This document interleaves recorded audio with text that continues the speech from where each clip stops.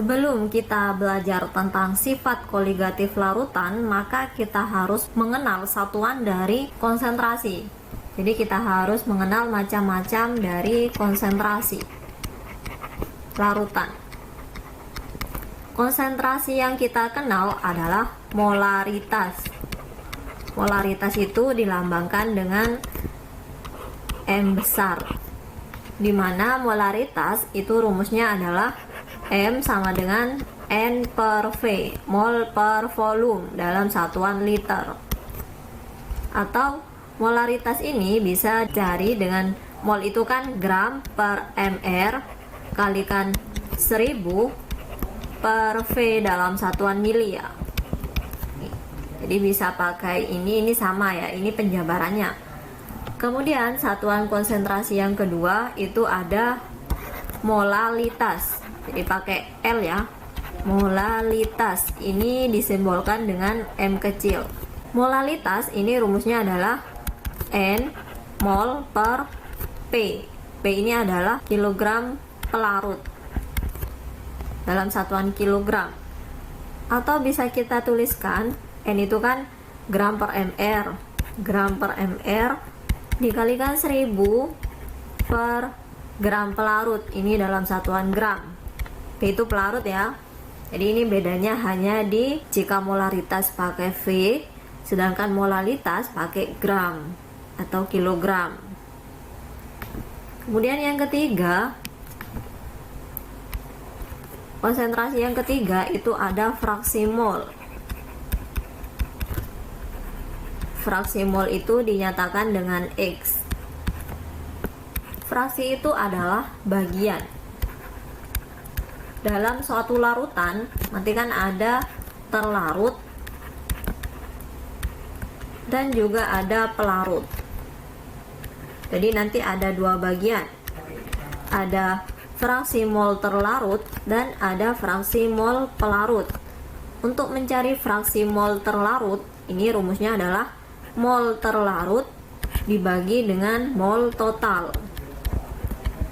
Sedangkan untuk fraksi mol pelarut berarti mol pelarut dibagi dengan mol total. Dimana nanti fraksi mol itu selalu 1 kalau di total. Jadi XT ditambah XP, fraksi mol terlarut, ditambah fraksi mol pelarut sama dengan 1.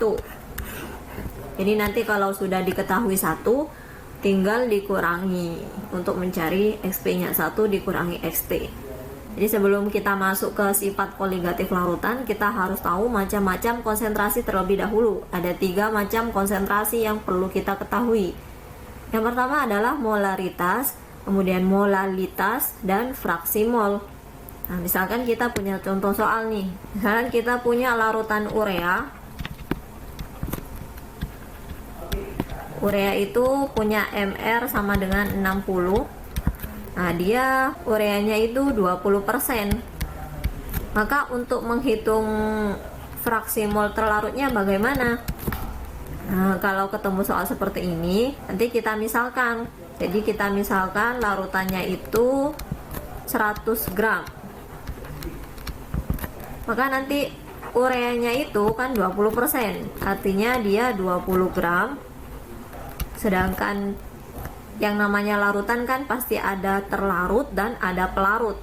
Nah, ini pelarutnya karena tidak katakan, kita anggap dia air. Pelarutnya air itu sebanyak 80 gram. Jadi nanti kalau dapat soal 20% atau 30%, ini langsung gramnya. Jadi misalkan urea 30%, itu artinya ureanya 30 gram dan airnya sisanya yaitu 70 gram.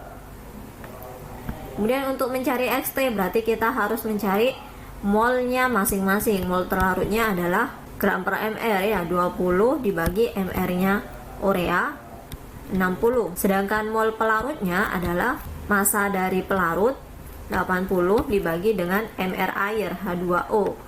mr-nya adalah 18. Maka nanti untuk mencari fraksi mol terlarut tinggal dimasukkan. Rumusnya kan mol terlarut dibagi mol total. Berarti sama dengan 20 per 60 atau sepertiga ya. dibagi 20 per 60 ditambah 80 per 18. Nanti ini ketemu berapa, kalian hitung sendiri ya. Ini contoh yang pertama. Kemudian yang kedua, jika ada soal seperti ini. Ini adalah contoh soal. Misalkan ada larutan glukosa 2 molal. Kemudian kita diminta untuk menghitung fraksi mol terlarutnya. Nah, ketika kita dapat soal seperti ini, artinya 2 molal itu adalah 2 mol dalam 1 kilogram air. Dan tadi rumusnya mol per kilogram pelarut. Ini kalau 2 molal itu artinya 2 mol per 1 kilogram air. Nah, kemudian untuk mencari fraksi mol, ini kan 2 mol itu pasti massa dari atau mol dari glukosanya ya. Maka kita udah dapat NT-nya sebesar 2 mol. Jadi mol terlarutnya 2 mol. Kita tinggal mencari mol pelarutnya. Nah, karena di sini masanya 1 kilo, kita ubah ke gram dibagi dengan mR-nya air. Jadi setiap larutan kalau tidak diketahui pelarutnya, maka dia kita anggap pelarutnya air. Ini dia 18.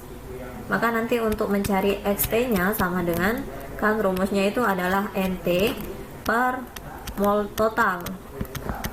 Maka kalau kita masukkan 2 per 2 ditambah 1000 dibagi 18, dapatnya 55,5. Maka nanti didapat nilai XT-nya sebesar berapa ya. Kemudian nanti kalau mencari nilai XP berarti tinggal ditambahkan. Jadi XT tambah XP sama dengan 1. Maka nanti untuk mencari XP sama dengan 1 dikurangi XT.